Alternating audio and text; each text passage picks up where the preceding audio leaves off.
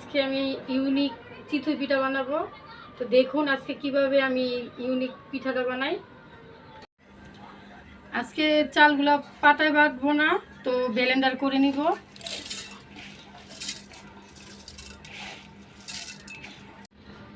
পরিমাণ মতো লবণ দিয়ে নিব,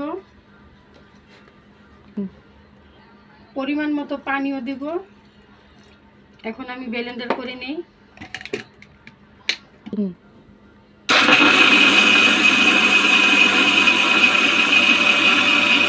ব্লেন্ডার করা শেষ, এখন আমি খুলে নিই। দেখুন আমার মিশ্রণটা কেমন হয়েছে, একটু বেশি ঘন হয়ে গেছে, একটু পানি দিয়ে নিই। আমি অল্প কিছু পানি এটার সাথে মিশিয়ে নেই।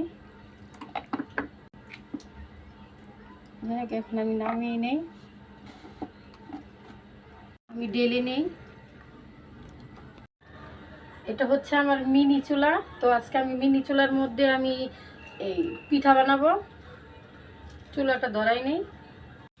মিঠার সাথে নারকেলগুলো একসাথে আমি মেখে নিব পিঠার মধ্যে দেওয়ার জন্য।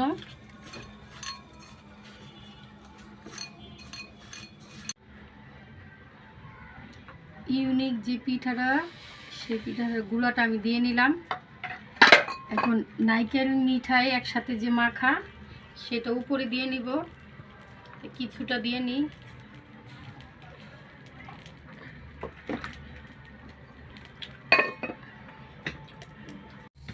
মাশাআল্লাহ, দেখুন আমার পিঠা দেখতে কেমন হয়েছে।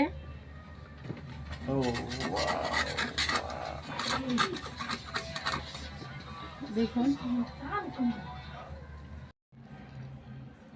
এইভাবে আমি কয়েকটা পিঠা বানিয়ে নিব।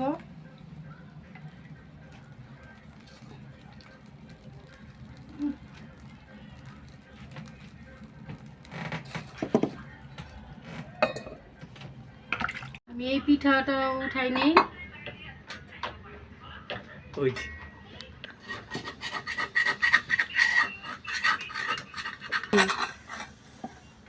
আমার দ্বিতীয় পিঠাটা দেখুন দেখতে কেমন হয়েছে। দেখুন আমার পিঠাটা কেমন হয়েছে দেখতে। দেখুন আমার পিঠাটা কি মচমচে হয়েছে। মাশাআল্লাহ, দেখতে অনেক সুন্দর হয়েছে।